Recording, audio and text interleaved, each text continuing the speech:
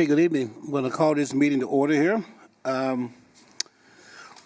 First of all, welcome to the Operation Public Safety Committee. Today is Tuesday, February 4th, February 15th, 2022. We're going to get started here. So, Kim, could you do a roll call, please? Thank you, Council President. Council President Boyce. Here.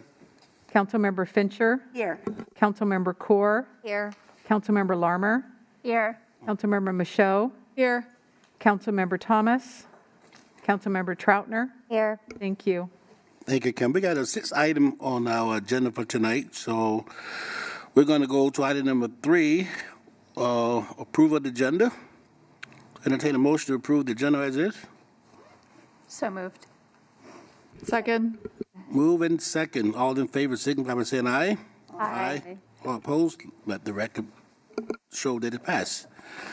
We'll move on to item number 4, which is approval of the minutes. Going to ask for a motion for approval of the minutes February 1st. Move to approve February 1st, 2022 minutes. Second. Have a motion and a second. In discussion. Seeing none, all in favor signify by saying aye. Aye. All opposed, let the record show unanimous pass. We'll move on to item number 5, business. Payment of the bills. Entertain a motion for to pay the bills. So moved. Second. And a motion is second. In discussion. Seeing none, all in favor signify by saying aye. Aye. All opposed, let the record show unanimous pass. We'll move on to item number 2 of 5, and this is going to be updates on the city hiring process. And we're going to have our HR director, Terry Smith, come up here. All yours, Terry. All right. Well, good afternoon, council. This will be probably a first of maybe quarterly, every, 4 months, whatever works best for you.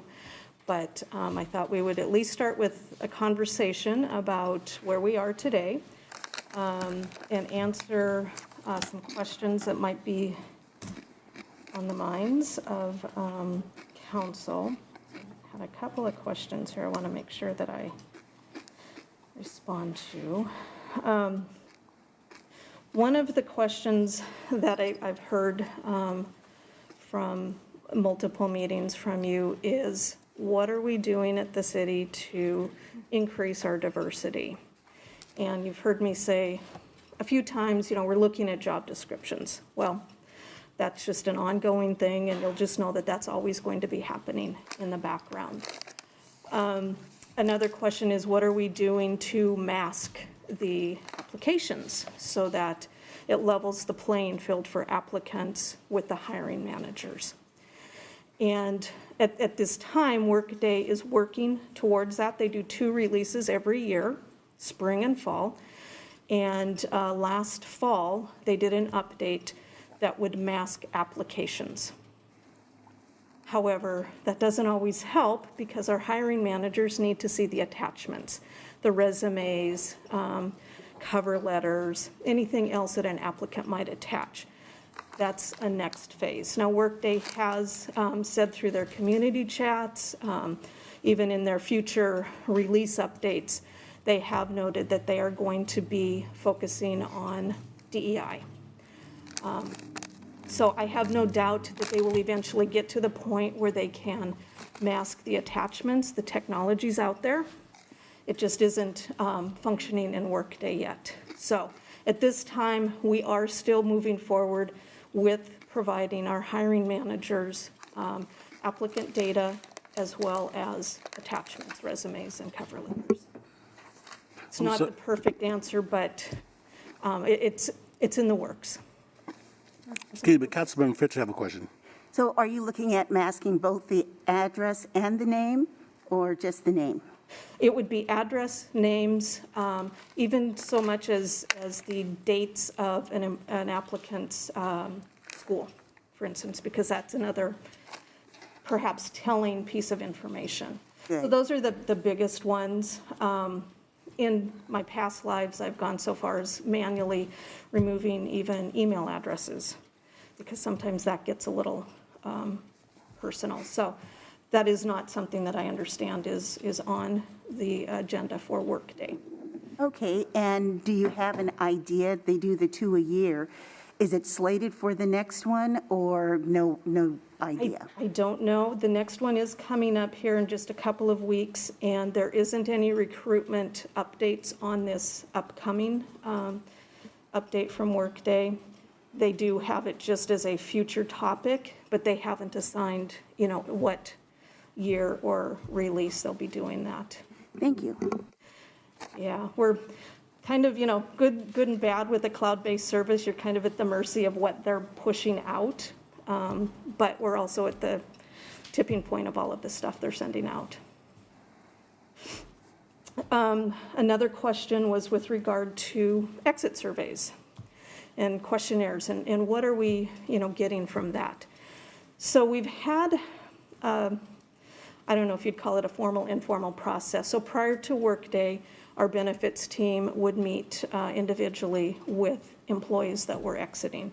And that was both voluntary and involuntary. And the primary reason for that was to go over their benefits, make sure they understood, what they still had available, how they had to or needed to connect with some of their vendors.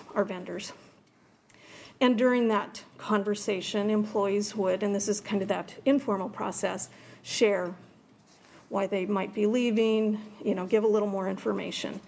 A lot of employees, you can appreciate, don't want to burn bridges, so they're very careful with information that they might provide.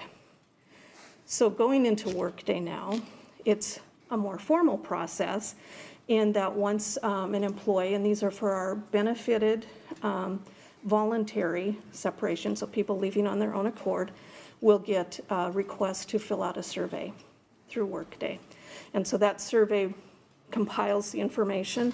There's just a variety of questions. What did you like about the city? What did you think about your benefits? Did you like your supervisor? Just a lot of different questions. And then there's also, a free form. Why are you leaving? So that we can maybe get a little more information from that. We have a couple of ways to pull that information. We're just now digging into it to look to see, is there a primary reason? Are people moving out of state? Are they changing careers? Are they looking for more money? So we can dig into that a little bit more, and I could bring that back at a future meeting so that we can give us a little time to look through it and digest it ourselves, but then share with you too what we're finding. A question from Councilmember Lummer, please. Yeah, so my question actually was on the masking, but I will say I would love to see that information on the exit interviews. I compiled data on that. On the masking, I just want to make sure I understood. So today we mask the application? We do not mask the applications because it doesn't mask the resumes too. Okay, so we don't do it doesn't really help Okay. through a process How because do other cities achieve it depends on what blind system applications? they have. So my understanding is NeoGov, which a lot of our government entities utilize, does have the capability to mask even attachments. So that's why I know the technology's out there. It just isn't in Workday yet. Okay. And there's no way we could do that manually? Not To when go through your department before it goes into the hands of the hiring manager? That would be a manual process of thousands of resumes and thousands of pages. And we feel that there's value in providing all the information to a hiring manager because an application sometimes is very brief, where people have much more information in a cover letter or resume. And we want to make sure that hiring managers have the most information they can about an applicant, because if they're only seeing a few snippets on an application, they might disqualify the person when an application or a resume might actually have the information that would pass them through. So right now, we want to make sure that we give hiring managers all the information.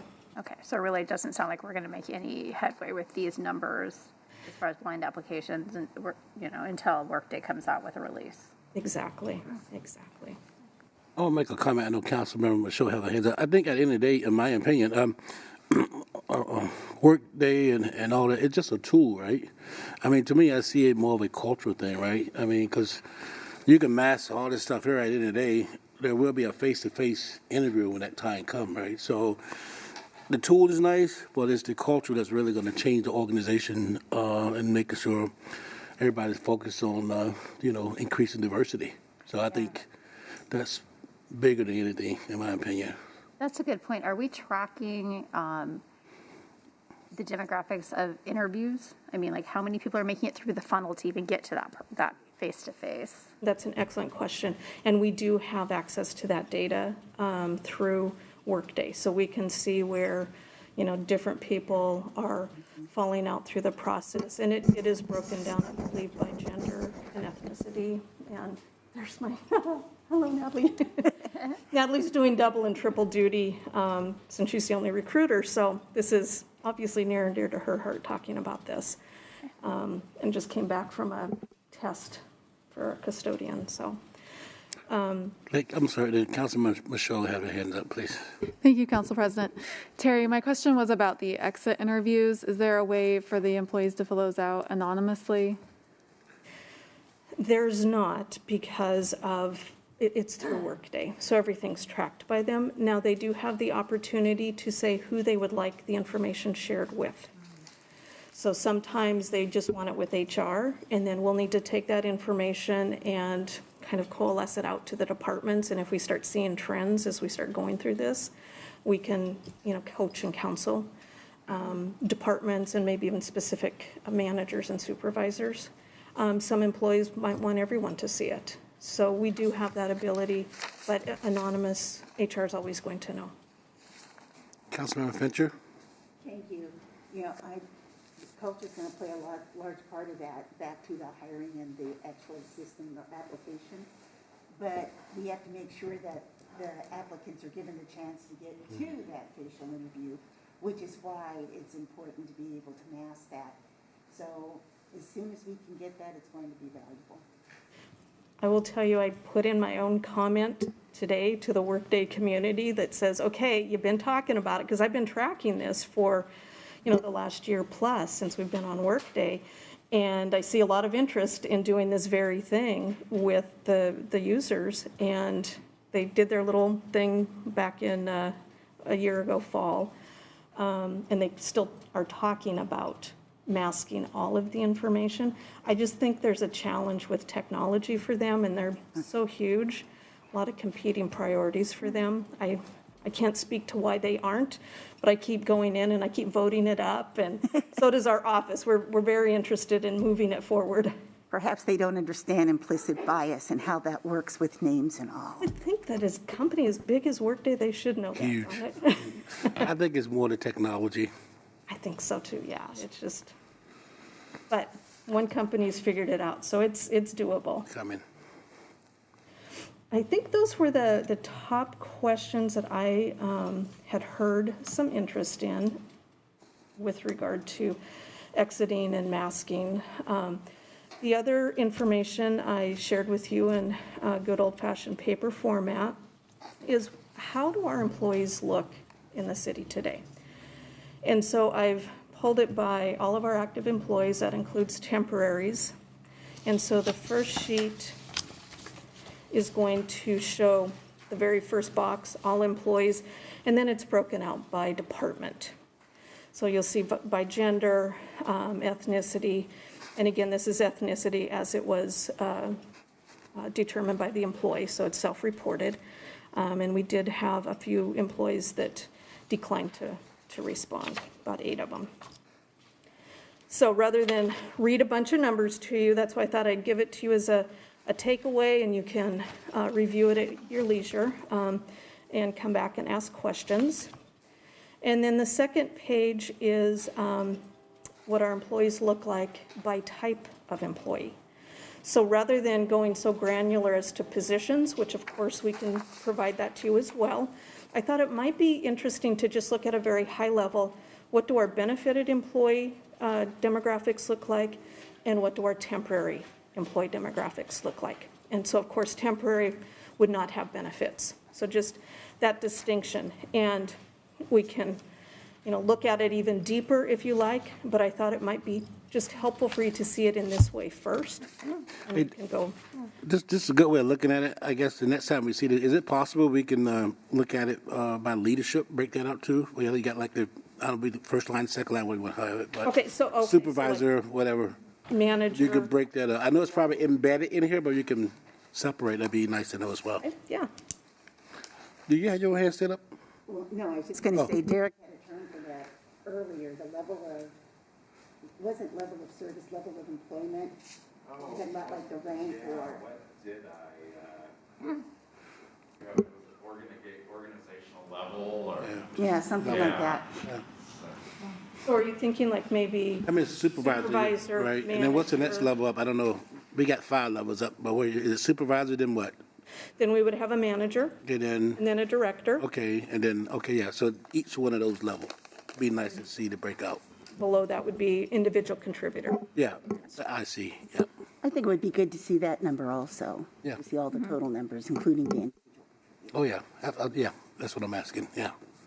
Are you thinking something like this that shows, the ethnicity, the male, female? Right. So a similar breakdown, okay. Yep, same type of breakout, female, male, ethnicity, yep, Okay.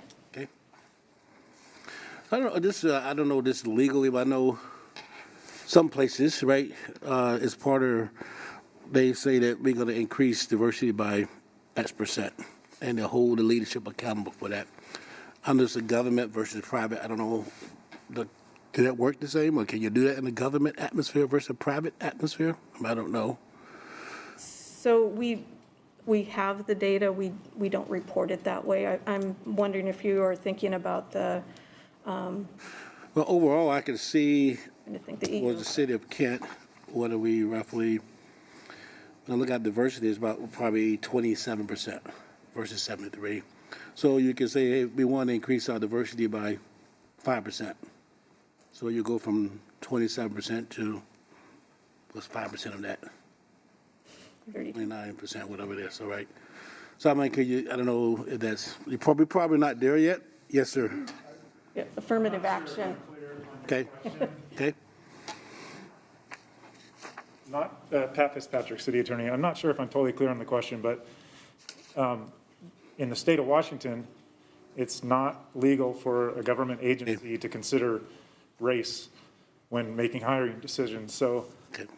we're kind of limited in setting targets like that. We can do things to attract people, Right. and that's, I think, where we make gains. Okay. So that was different between the private world and the government. That's why I was asking the That is the question. difference, yep. So yeah, you answered my question. Thank you so much. Thank you, Pat. Let's see, okay. Councilmember Michaud, please. Thank you, Council President. Terry, I'm wondering if department directors have access to this information that you gave us, but then also broke down by, like Council President was talking about, by employment level. So I am going to provide this to them in the morning, so they all have it. We do have the ability to put dashboards out onto Workday so that they can see, their department. We haven't gotten to that iteration yet, but it is something that we can push out to them. So in the meantime, they'll kind of get the old school thing as well. And I can also do the same information that I'd be providing to you by their role, so the departments will have that. They need this information so that they, this is their data. They own this, their hiring decisions, and absent information, they don't know what they don't know. So it is very important that our leadership gets this information, and I will make sure that they get it. And then at some point in the future, when we're able to get the dashboards out, they can look at it anytime they want. Councilmember Fincher? Thank you, Council President. Is Workday the system that defaults, so if I'm an employee and I don't mark what my ethnicity or what my race is that the one that defaults to white? Yeah. So could that be another fix that you would put in so that it maybe would go to unknown? Because that also skews the numbers. We actually do have that ability in Workday right now, so people can put the decline to answer, so that is an option. However, when we do report to the EEO, so at the federal level, they do require us to report the blanks or the decline not to answer as a default to white. It's an unfortunate part of a history that we have in our country. Is that part of the setup in Workday? Because I'm not totally familiar working that way, but you're saying that is a default on the packages you guys bought. So we've actually configured it to allow employees to do prefer not to answer. But when we do report it to EEO, we have to report it per their. So it does a translation behind the scenes. If it's a blank or prefers not to answer, it maps to white. Okay. And which number are we seeing here? You're seeing the information that employees have chosen to provide. So if it's a decline to answer, it's a decline to answer. Thank you. Okay. Anything else, guys? No. So what's the next step, Terry? What do you see the next step being? Well, the next step is just continuous training for our hiring managers.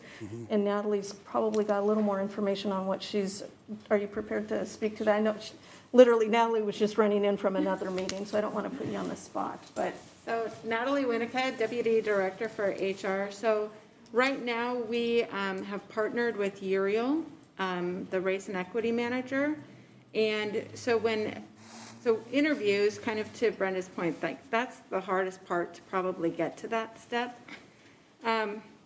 So when we're setting up interview panels, we provide them with training materials. A lot of our folks are still remote, so it's electronically sent.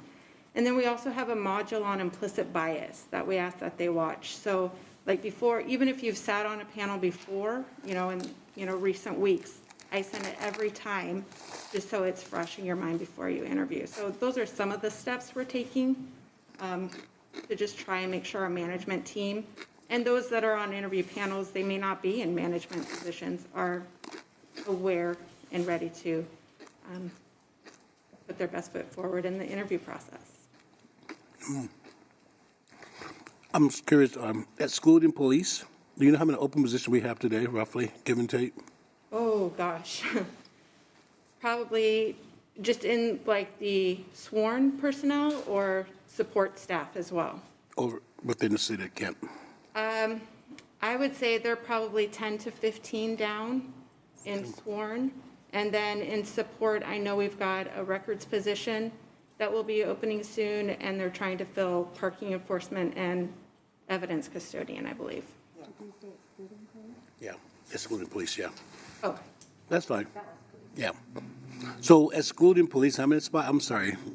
in their support positions, not very many. So Okay. corrections is full right now. Okay. And then, so we have an evidence custodian position that they have a list that they're working down, so they're in the background stage for that. And then we've got 2 parking enforcement positions that we're actively recruiting for now. It's in-house now and will go to the public. And then we have a record specialist position coming soon. And citywide, we've got about 50 or 60 open positions. Probably, yeah. Okay. We have a lot of TLT positions Okay. that we're working now to fill, plus people that have left. So there's a lot of opportunity. I guess the point I'm getting at, it's not that HR owned this year, right? I think all of us own this year, right? Because we do get to see the hiring position that come open, right? We get those in the email. So I know I referred a couple of people, and turned out they ended up getting the position because they was qualified for the position. So I think we all own this here, and when we see the position, we need to reach out to people who we know is qualified and encourage them to submit the application, because it's not just these 2 Yeah, or we office of need applications. yeah, not an office of 5, right? So We're down historically compared to where we would normally be. right. Anywhere in a year, we might see 3,500 to 4,000 applications. Last year, we were below 2,000. So, yeah, we're Yes. hiring, and we need people to think of Kent as that place to go. But what you experience is not unique, right? We're seeing it too. So far as the applicant pulled down. So A lot of competition. Yes. yes. Any more questions, team? Are we good? So we hope to come back with another 3 or 4 months and show the data and see what we're doing. Yep. Great. Do that. Okay. Thanks, team. Appreciate it, guys. Appreciate the presentation. That's the last thing we have for operation today, so we will adjourn until workshop at 5. So, thank you. We'll adjourn.